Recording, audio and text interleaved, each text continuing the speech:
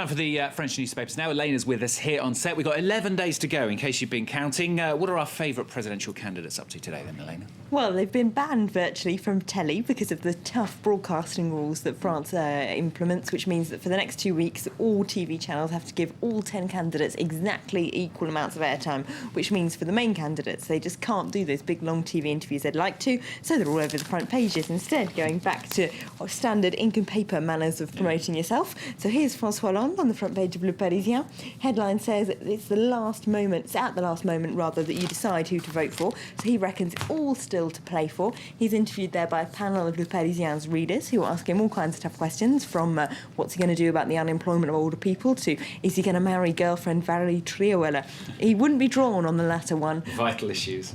But he did come up with plenty of suggestions for the earlier questions. The panel were generally quite impressed with him, even the ones who don't necessarily plan on voting for him. They say he comes across as very down-to-earth, very normal, very approachable, very different, of course, from Nicolas Sarkozy, who's famously got that image of the bling-bling president he's been desperately trying to get away from all campaign. Hollande, though, they say, seems to have been media coached within an inch of his life. He's very careful not to say anything that could be badly interpreted or improvised too much. Now, rumour has it, and we must stress, it is just a rumour, isn't it? But the rumour is that Hollande refused to give an interview to Le Figaro. Yes, now, they famously haven't interviewed any figures from the Socialist Party since the beginning of the campaign, about 6 months ago, and have been carrying out a really very partisan pro-Sarkozy line. Now, Hollande, apparently, they did offer to interview him for today's issue, and he said no. We don't quite know if that's true or not, but they certainly didn't try and balance up their quota of socialists too much with their choice of cover star. They've got Nathalie Cuscu-Morizet, of course, is Nicolas Sarkozy's spokeswoman on the front page.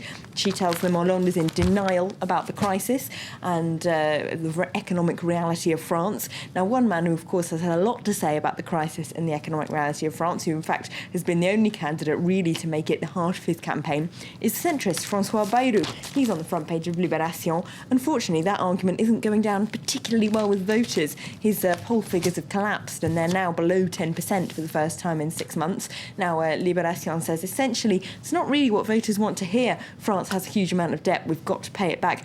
He refuses to make any promises. He just tries to remain on an economically balanced level as much as possible. It's not really working. He also isn't all that charismatic, and there might just not be that much ground in the centre, the paper says. So he's not doing terribly well, despite the fact that he's popular.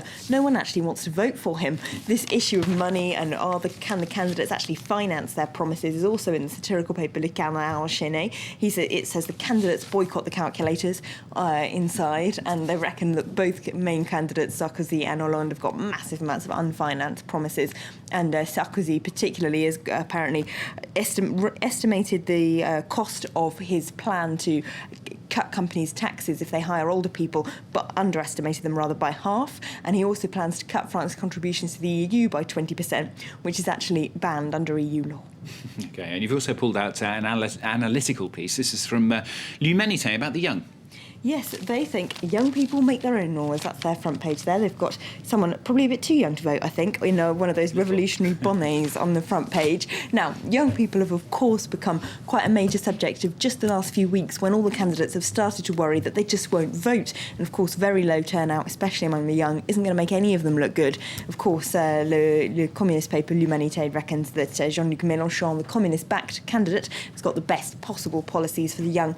But all the candidates have been trying to caught them recently. And remember, just yesterday, Le Monde had a poll saying that Marine Le Pen was top among that age group. So they're not exactly voting in the same way as their elder peers. Very true. Well, all the analysis, of course, of the French election campaign from the French newspapers every day here on France 24 with Elena.